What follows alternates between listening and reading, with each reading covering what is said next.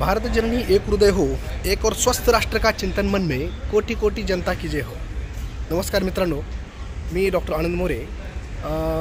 आयुष वैद्यकीय अधिकारी उपजिल्हा रुग्णालय परंडा। आज इथे मंत्रालयासमोर माननीय प्राध्यापक डॉक्टर तानाजीराव सावंत साहेब यांच्या निवासस्थानी आलेलो आहोत। तर आजचा हा मंगलमय दिनी मी आज मुद्दामून इथे 3 सूर्यनमस्कार घातलेले आहेत, कारण 3 सूर्यनमस्कार घालण्याचा मागचा उद्देश की ब्रह्मा विष्णू महेश हे जसं सृष्टीची उत्पत्ती स्थिती लय ह्या 3 गोष्टी करतात, तशा पद्धतीने आज आरोग्य विभागाचे सर्व जसे आपण म्हणू की महादेव हे माननीय प्राध्यापक नामदार डॉक्टर तानाजीराव सावंत साहेब हेच आहेत।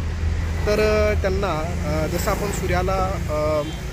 सूर्यनमस्कार घालून एक नम्रपणे विनंती करतो किंवा त्यांच्यासमोर नतमस्तक होऊन आपण सांगण्याचा प्रयत्न करतो, तशा पद्धतीने आज जसं सूर्यनमस्कार हे सर्वांग सुंदर, सर्वांग परिपूर्ण, आरोग्य मार्गदर्शक आणि आरोग्य रक्षक एक व्यायाम प्रकार आहे किंवा योगाचा एक प्रकार आहे, तशा पद्धतीने आज तेच सूर्यनमस्कार जेव्हा आपण इथे घालतो, तशा पद्धतीने आपले जे माननीय प्राध्यापक तानाजीराव सावंत साहेब आहेत, तर तेच आरोग्य विभागाचे एक प्रकारचे सूर्य आहेत की जशा पद्धतीने सूर्य हा दुःख, दारिद्र्य, अंधकाराचा नाश करतो, तशा पद्धतीने जर ह्या सूर्याने थोडा प्रकाश जर आपल्या कंत्राटी कर्मचाऱ्यांच्या जर ह्याच्यावर टाकला, आपल्या सगळ्यांवर जर आशीर्वाद टाकला, तर नक्कीच